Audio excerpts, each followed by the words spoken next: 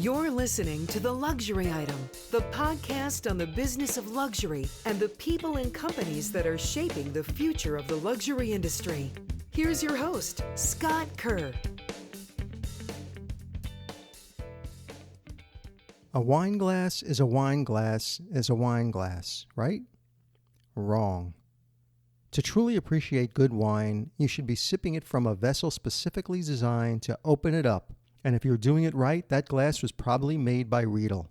If you've ever been to a fine dining restaurant, and especially one that focuses on wine, you've probably encountered a Riedel glass. Riedel Crystal is a 265-year-old family-owned Austrian glassware company that is practically synonymous with wine glasses, having designed and produced crystal glasses for every specific wine you can name.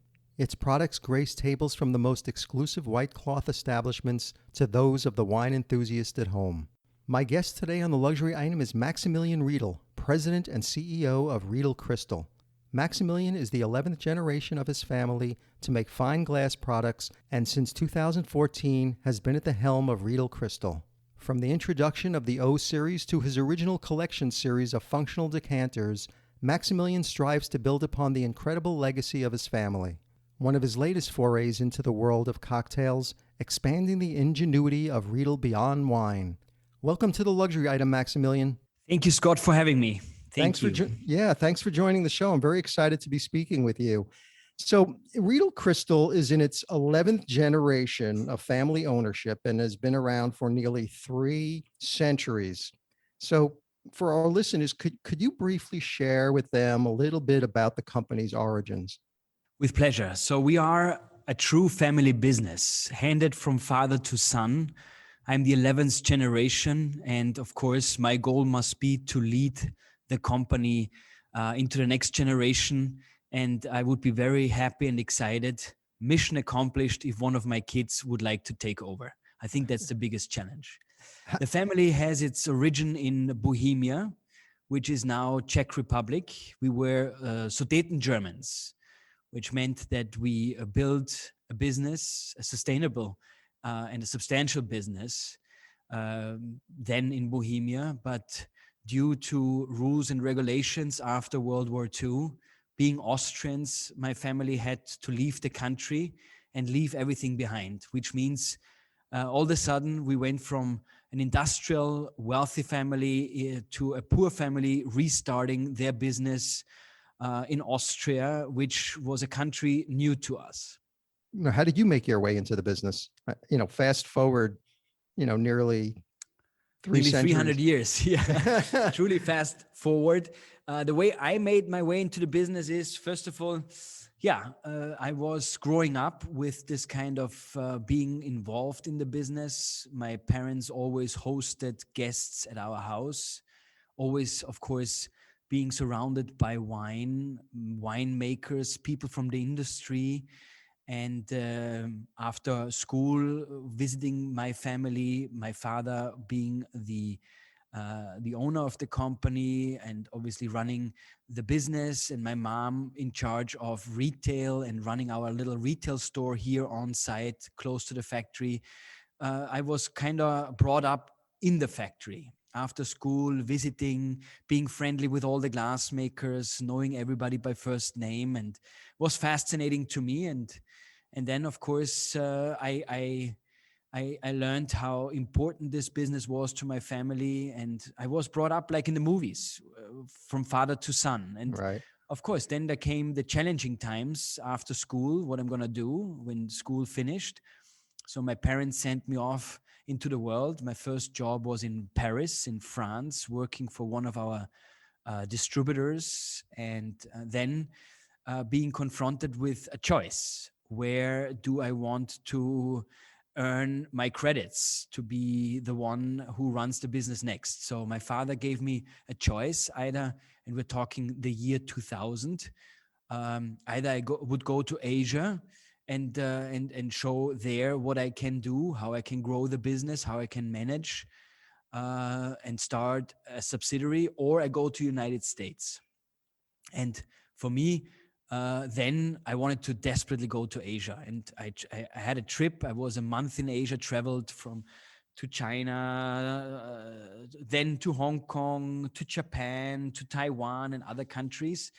And I really enjoyed not only my visit, but it just made me more secure in my decision that I wanted to go to Asia. But my father said, no, there is an opening in America, and America then, the United States, was our biggest export market. And so our then CEO left the company, and my father said, you should go there and show what you can do. And I was very lucky to go to the United States, because not only was it then already biggest export market, I turned it into our largest global market. So I've learned a lot in the United States.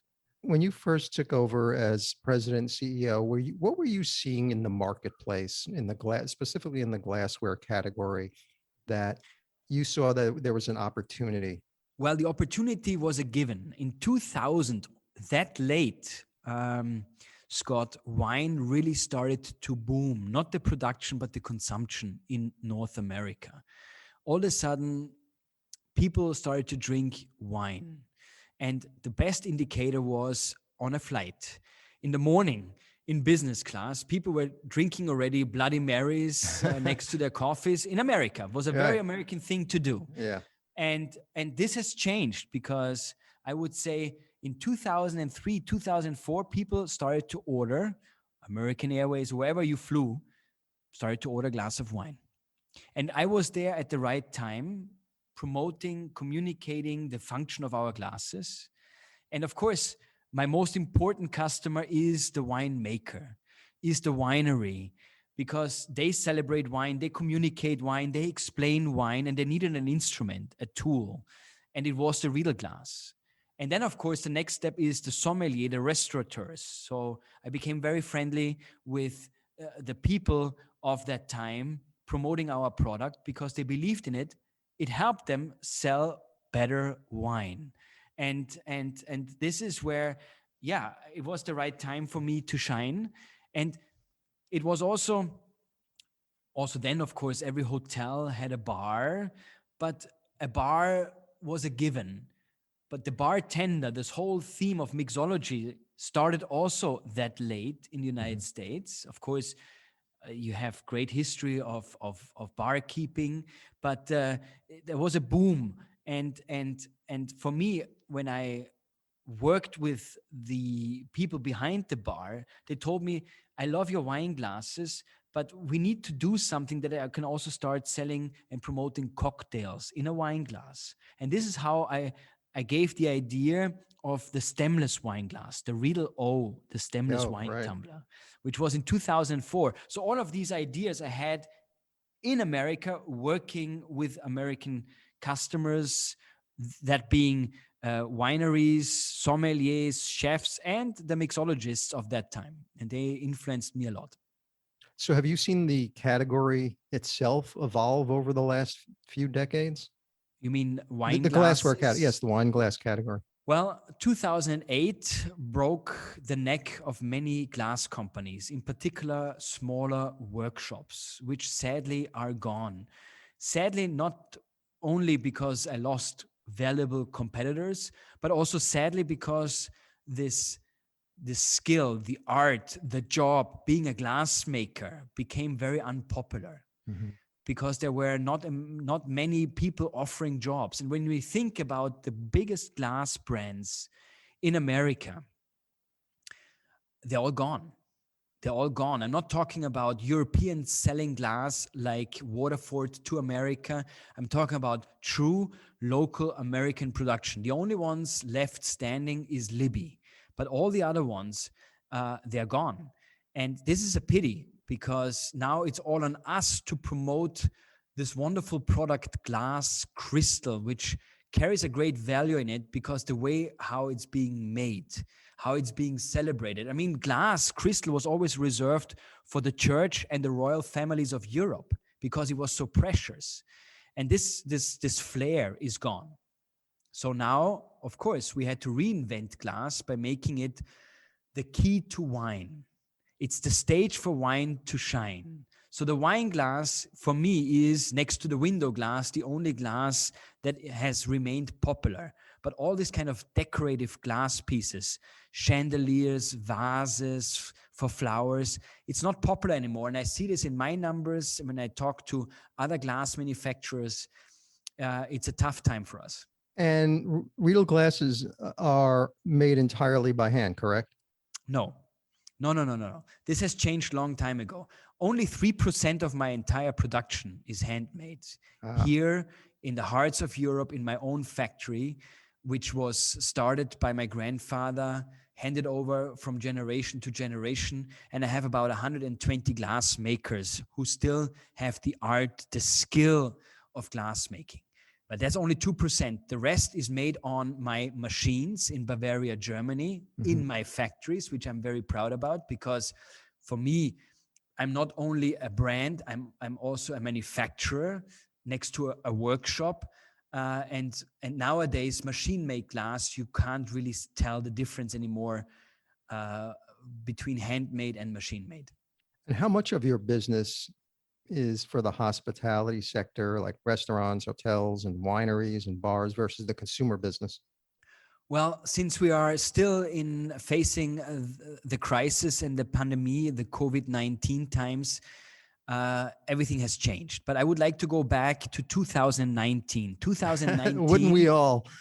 No, I not really, because I always live in the present and in the future. But 2019 for Riedel was the most successful year to date. And then the hospitality side of my business represented 50% of my business.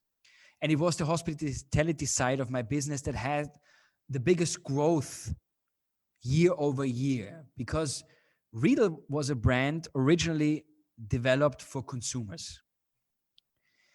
And only because of the high demand for restaurants, I have developed a collection which was very much influenced by the top chefs of the United States, such as Daniel Boulud, who told me, I would love to use your glasses, but they are fragile, they're this, they're that. So they gave me many excuses why they wouldn't use it. And I listened very carefully.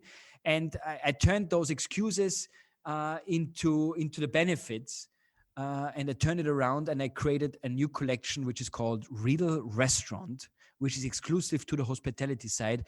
And it showed the biggest growth.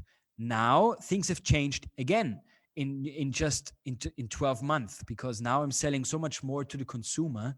And there was a real boom in crystal, in handmade, because all of a sudden, thanks to online retail, because the rest was closed, many people realized, because dining out all the time, they're missing glasses at home. They don't have fine crystal. They love wine. They have a cellar, but they brought their own, shared it with friends, but they didn't really have good glasses anymore at home.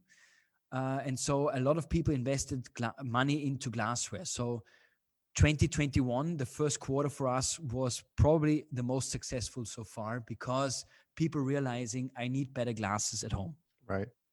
And they were doing more drinking of wine and spirits over the past year during the pandemic, and they were able to basically to be more introspective about what's in their household and what they're drinking from, and they look closer at those things. Absolutely. And what we have heard from our partners in the United States, we have a wholesale distributors in each one of the states. These are also wine distributors and spirits distributors that actually they have sold a lot more high-priced items to consumers than they have ever done before. Of course, the restaurant side had a big dent. In most of the states, restaurants were closed, such as in the big state of New York.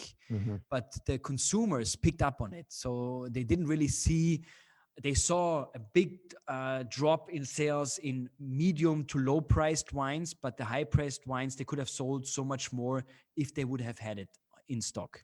Looking forward over the next few years, do you see that balancing out more? Are you hoping that this consumer business stays around and continues to grow and maybe offset some of the hospitality, even as the restaurants continue to open? Absolutely. Not only do I hope for that, there is good indication, because I think that everybody shifted from home outdoors, into restaurants, because they improved everything, service, etc. So, and you could also find good, healthy food outside your home for a decent pricing. But I believe that people realize now, spending more time at home, in particular outside the big cities, that it's nice to be home. It's nice to be with family, and there is not always the need to go out. I believe that in the next couple of weeks and months it will be different, including myself. I will dine out every meal, breakfast, lunch, and dinner, just because there is a backlog of 6 months where I couldn't do it. Good, Right.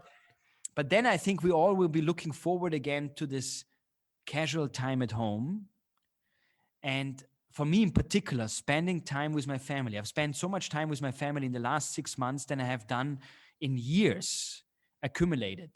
And I will miss that, I believe. And others will feel the same way. So I don't think that we will go back to 2019. I do see that the restaurants are coming back. I see them coming back even stronger. Some of them have decided to spend more money on better quality. I can tell you that based on facts. But I also feel that people who have now had a taste of being at home, and in particular those who have a nice home and who can afford a home, good, this is also not a given, that they will spend more time at home. You have competitors out there, from Waterford to Baccarat. How does Riedel position itself in this marketplace to consumers? Well, Baccarat, Lalique, and Waterford have gone through many new ownerships. Baccarat has a new owner, which is Chinese, and other things, which is good because they are the ones who keep the brands alive. But what separates my brand, Riedel, from theirs is I'm producing tools. I'm a tool maker. My wine glass is not a piece of art. It should not catch dust, and it's not dealing well with flowers. Good. And when you look at the wine glass assortment from Baccarat, they're neat glasses, but they have really very little function to them. So I don't see them as a competitor. And what I like best about them is the high price point, because they really, they are asking prices for products which are extremely high.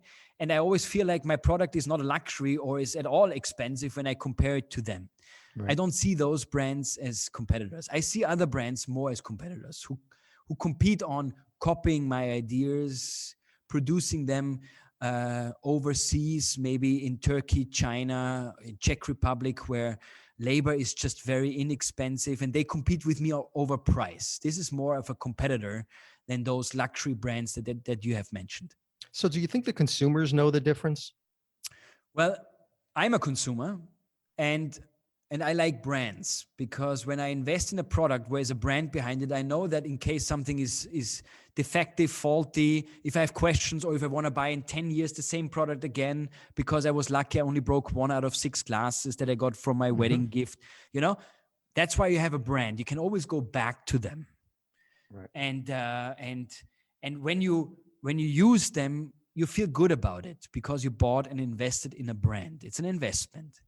Versus competitors who have no name, or who are like mushrooms popping up. They're there to shine for a short period of time because they had a good idea, but then they disappear again. I think that the consumer is very careful, in particularly now, how and where to spend their money.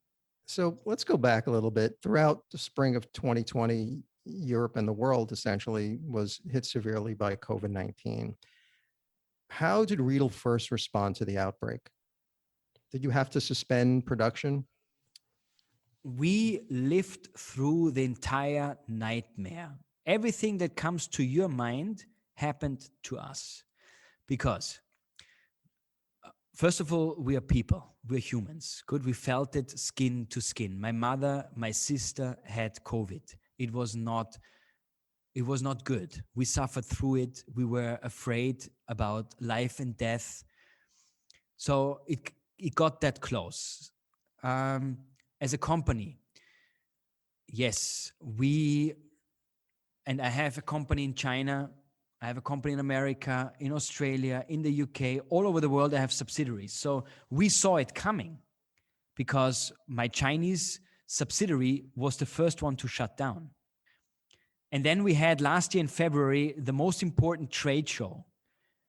And the Americans already didn't come because they were afraid of having their employees being impacted by it or bring it back to America. Good. So I remember it didn't pop up in America first. I think it came first to Europe, and then it ventured off throughout the entire world.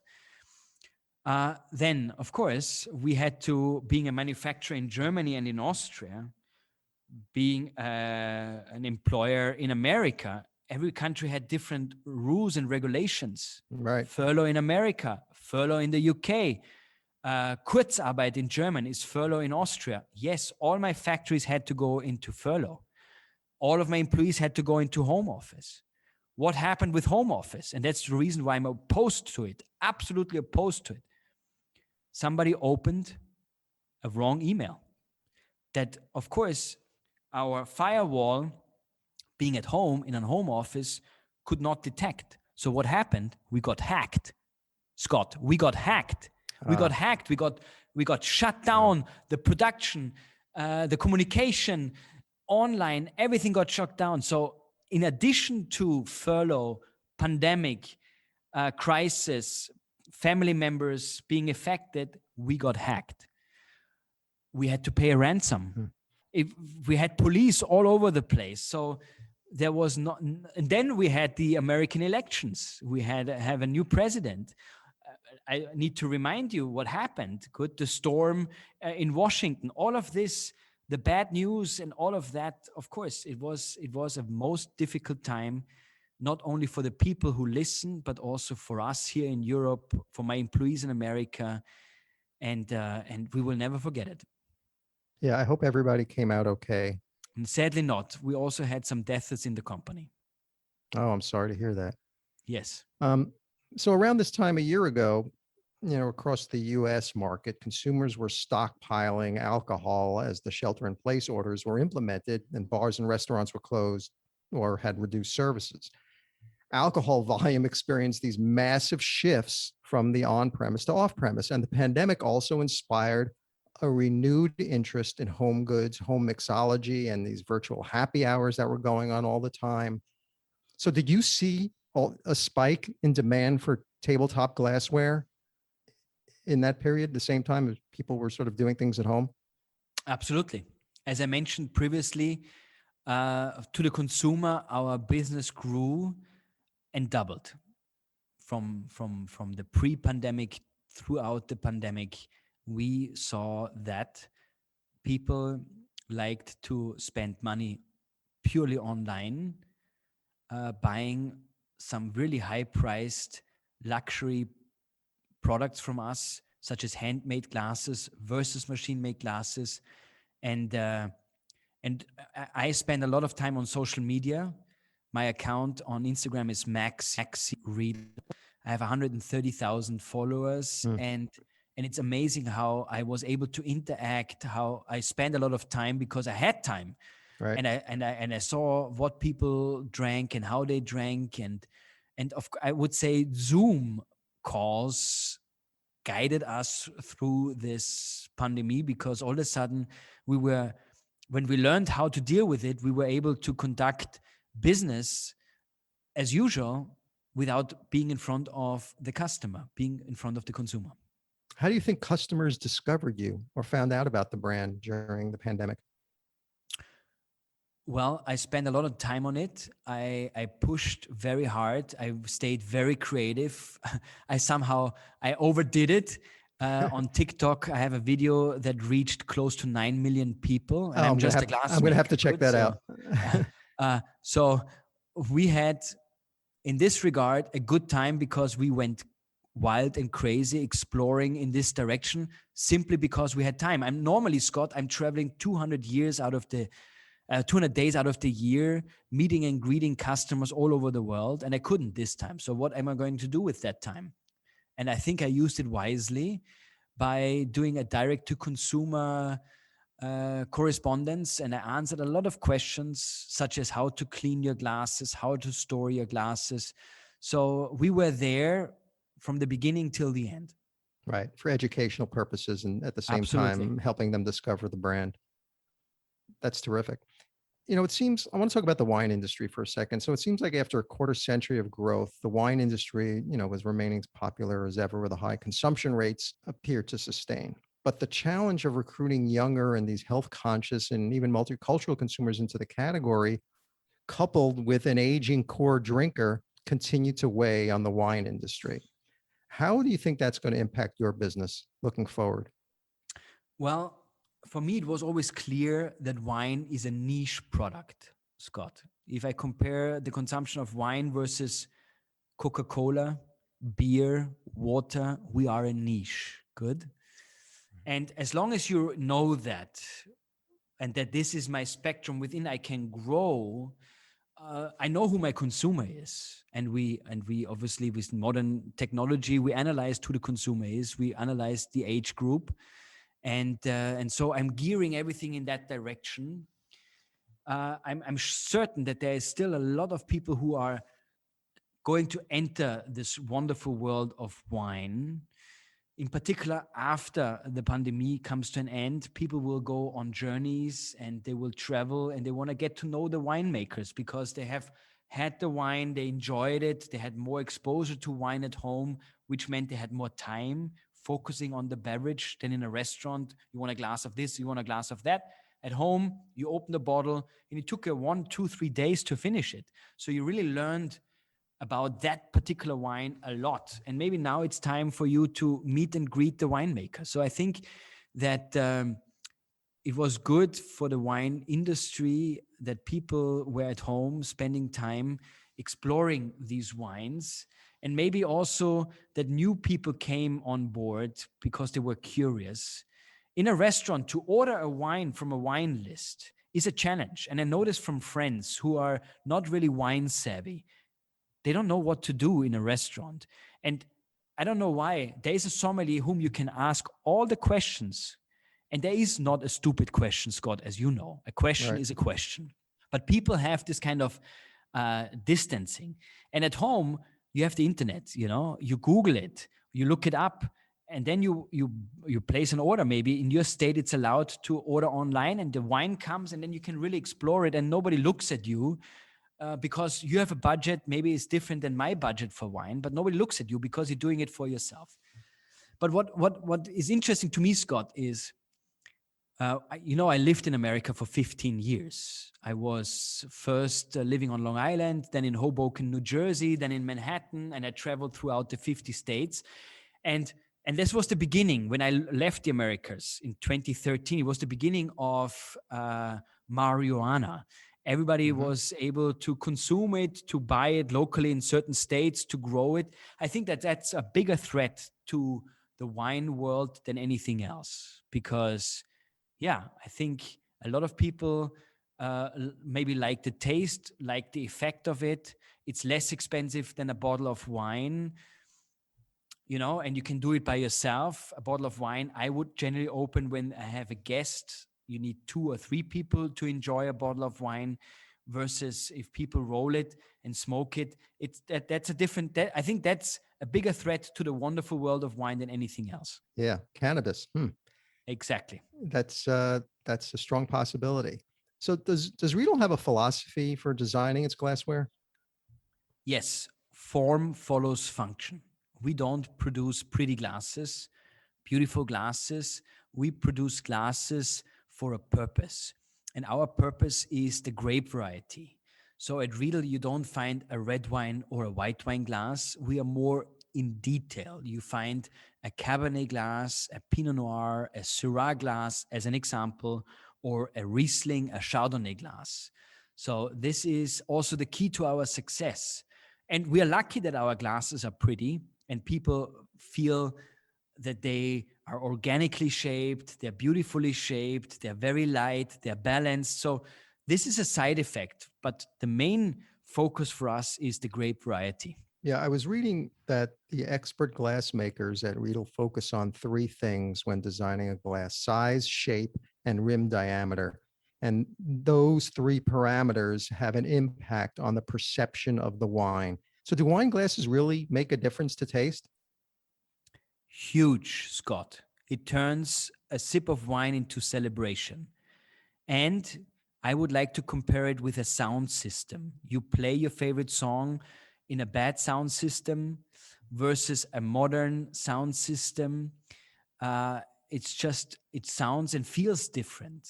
Music. And the same is with wine, because wine speaks to all of our senses, and the glass is in between. It's the communicator. And it's very simple to try it at home. You need three things. You need a Riedel glass, a plastic cup, and the wine bottle. Taste the wine and smell the wine from the bottle. Nobody drinks wine from the bottle. Agreed. You drink Coca-Cola from the bottle. Why? I don't know. The same with beer. But this has nothing to do with enjoyment. Good. This is just a refresher. Wine from the bottle, where you don't smell, you just taste, versus a plastic cup versus a Riedel glass. And you will not, if you do it blind, for example, there is no way that you could say that it's the same wine from the three different vessels. And this is just the hardcore extreme. Good. If you go further, just take your favorite wine glass versus the proper grape varietal specific Riedel glass versus a juice glass. There's so much for people who are listening to us to just try it in this sense without going too sophisticated, just to see, because people forget that wine enjoyment is 70% through your nose. It's parfum.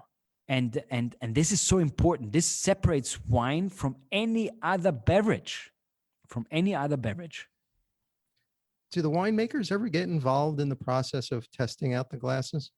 100%. I would never bring something to market without the approval of a winemaker. Scott, it's a long process. So, for example, there are grape varieties which are still unknown to most people.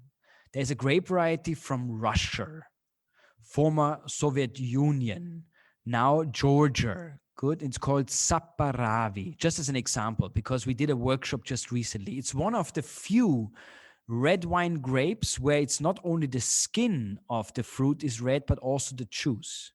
We all know that we can make white wine out of red wine grapes. Everybody had it. Champagne is the perfect example. Good. In this particular case, it doesn't work because also the juice is red.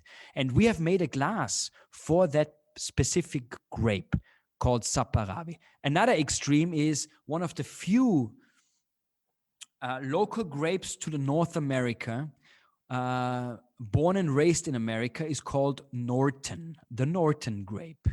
The Norton grape has its origin in Virginia. Good.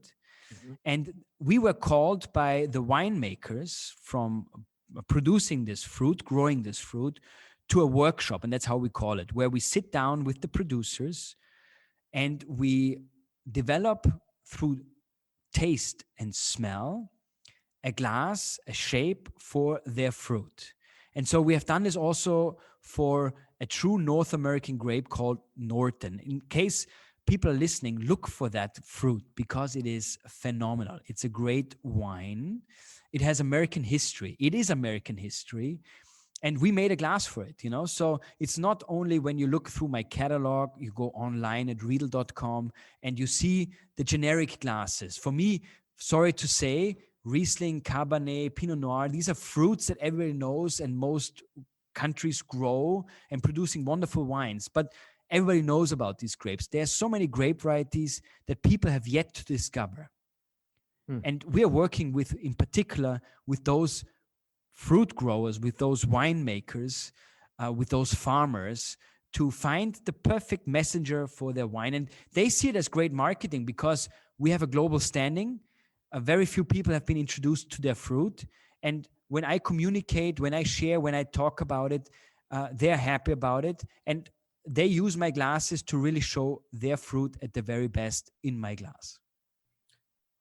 So does Riedel have a distribution network in China?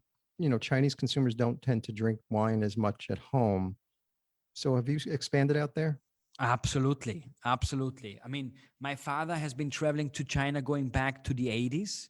My first trip to China was in 1999. It's not long ago, but traveling to China, this is like a whole history, So many things have changed in the last 30 years, which is which is wonderful. And we have been working with a lot of wine producers in China, but also with the big brands. I don't know if many people know, but Moet and Chandon, LVMH, they have a winery in the Himalayas, which is the winery at the highest altitude, period. And they produce a wine there called Aiyun. And believe it or not, I've tasted this wine from its beginnings, and we were asked by LVMH to produce a glass for it. But this is just one example. We've traveled to the wineries of China. We've learned and studied a lot about Chinese-made wine, and we all know the boom around 2000 to 2010. All the first grows from Bordeaux, from Burgundy, a big portion went to China because there was a huge hype about it. There's a lot of wealthy people, and wine is yet there. It's very new to the Chinese uh, world of fine wine and fine dining. So we were there at the beginning.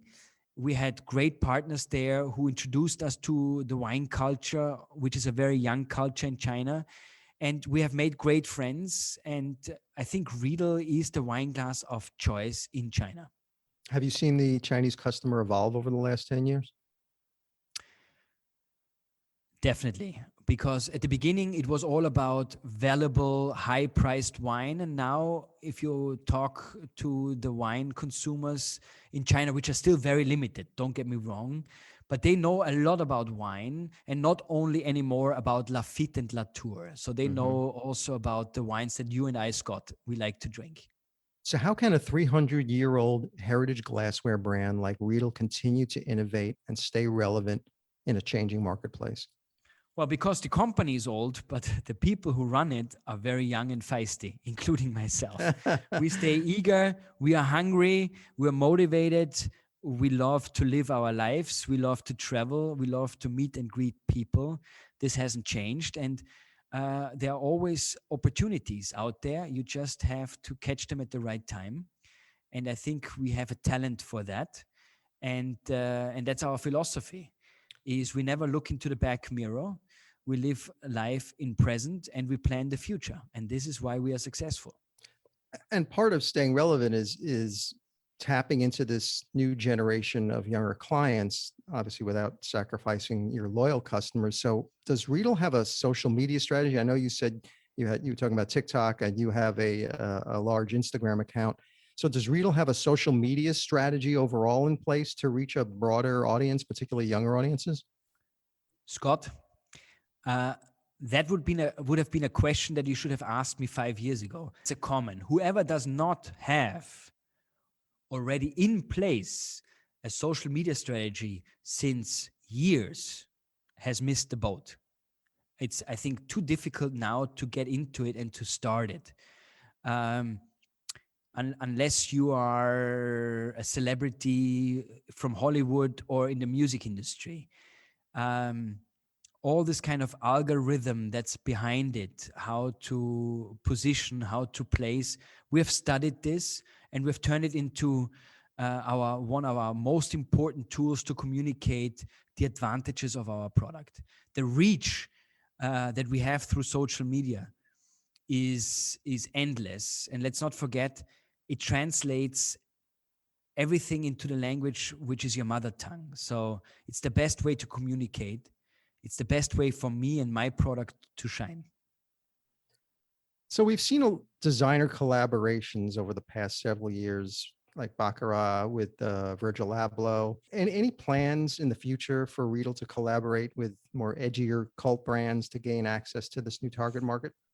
Well, I call them strategic partners, and I started that already many years ago. And the first one, next to the wineries that we have been working with, and we have been working with those for the last 30 years. But the first one, which was a true strategic partner, is the answer to the most frequent asked question, which is, Mr. Riedel, how do I wash your glasses? And the answer is, put them into the dishwasher. So the number one strategic partner was and is Miele Dishwasher, another family business, a family from Germany, for me, the best dishwasher in the world. It made sense to cooperate. Next to that, another fun partnership is Lindt Chocolate, because whenever I conduct tastings with big audiences for 100 to 500 people, where I guide them through 3 glasses with different wines. I always like to do a little food and wine pairing. And for that, traveling the world, having always consistent food, it's chocolate. So Lindt Chocolate is another company that we are associated ourselves with. And then, of course, LVMH with all the fun product, being it, I created a glass for Dom Perignon, I created a glass for Krug Champagne, for Ayun. We've been working with Cheval Blanc and many of their brands. So those are all partnerships that are very important to us, and I'm sure they will not be the last ones. And then a one which is biggest fun is Nespresso for coffee. Yes, Riedel has Oh, I created didn't some know of the that. most interesting coffee tasting glasses. And it was a big challenge for us because we never had to work with thermic. We never worked with hot beverages. And the heat has a great impact, not on the glass itself, but how it shows the parfum. So Nespresso and Riedel, we've been partners for the last 5 years. Very exciting, fruit for thought, because it motivates us to remain creative, not only at the level of wine and glass, but also other beverages. And last but not least, Coca-Cola. I mean, most surreal being the wine glass company, and not everybody was a friend of the idea that Riedel all of a sudden worked with Coca-Cola. So that's Which was, true. Yeah, I was going to ask you that. yeah, That you did come out with a glass it specifically was for great Coca-Cola. fun. It was great fun because How did that come they, about? yeah, it came about that somebody from the Coca-Cola company ended up on our booth at a trade show with a product in his hand, and he saw in us just a glass maker, and he said, "Can you copy whatever he held in his hand?" And we said, "No, we never copied anything, and we will not copy. But come here, taste different wine from different glasses, and we can do the same for you and Coca-Cola. I can present to you Coca-Cola in a way you will not recognize it in a blind tasting." And he took this idea back to Atlanta, and the heads of Coca-Cola were so interested in our ideas that they invited us, and we created a specific glass for Coca-Cola, which was a huge success, but a short-lived success, because we are the wine glass company, and people expected us to produce wine glasses and not Coca-Cola glasses. And for Coca-Cola, it was a fun experience, but they put very little effort and support behind it. So it is what it is. We learned a lot. It was for us a great challenge. I think we accomplished the mission. Coca-Cola tastes best out of this glass, and it was fun. So what is Riedel doing on the sustainability front? Are there any strategies or approaches in place to save on resources, carbon emissions, or perhaps the reuse of waste glass? Absolutely. So if you would look up my Instagram, I have done a whole post around that because I'm very proud about it. Look, I'm not a go-getter and a short-lived millionaire with a great idea.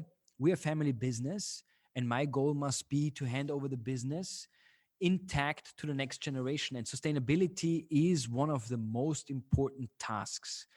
And so we have said goodbye, for example, from lead in our glass. So we are no longer producing lead crystals since 2015 because of that. We have said goodbye to many ingredients which were harmful to the environment or even to us humans.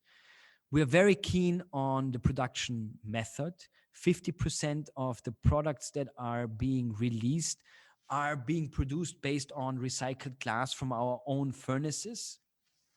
Our product is 100% recyclable, including the packaging that we source. So we are very keen on that, not only us, but also our suppliers, in whatever we are getting supply from, they have being certified to be sustainable. So I believe we're doing the very best we can do in our field to keep the environment safe. And we are considering the next generation the most important generation.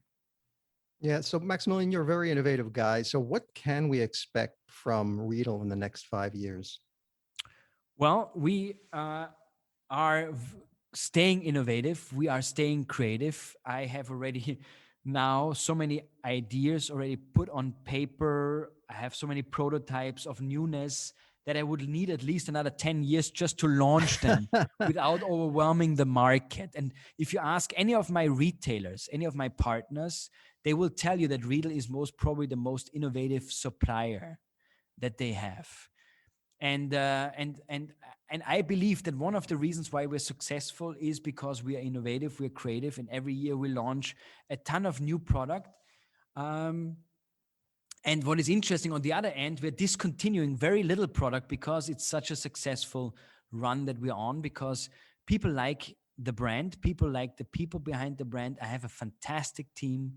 Just yesterday, I thanked an employee who has been with us for 60 years. Wow. So people are with us for generations. We have employees who are sadly no longer with us because they retired now, but they started with my great-grandfather. So they have been with us for 4 generations. And this makes me very proud and a very lucky entrepreneur. So Maximilian, my last question, which I ask all my guests, is the luxury item question. If you were stranded on a deserted island and you could only have one luxury item with you, what would that luxury item be? It can't be any form of air transportation or water transportation that requires mobile service. It's just you, the island, maybe a palm tree or two. What would that one luxury item be that you would want to have with you? Well, that's a very tricky question, because first of all, it would not be an item, it would be my spouse. But I guess I'm alone.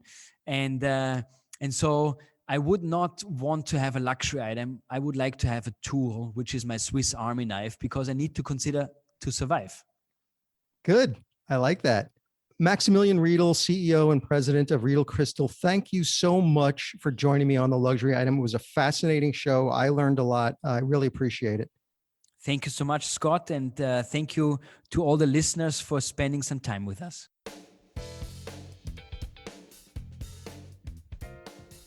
That's it for this episode of the Luxury Item Podcast. Thank you so much for listening. If you found this useful and entertaining, I would be really grateful if you can share it with a friend or colleague. I would love it if you subscribe so you never miss an episode. And while you're there, be sure to rate and review us on Apple Podcasts. It really helps other listeners find us. The Luxury Item Podcast is a production of Silvertone Consulting. I'm your host, Scott Kerr. Until next time.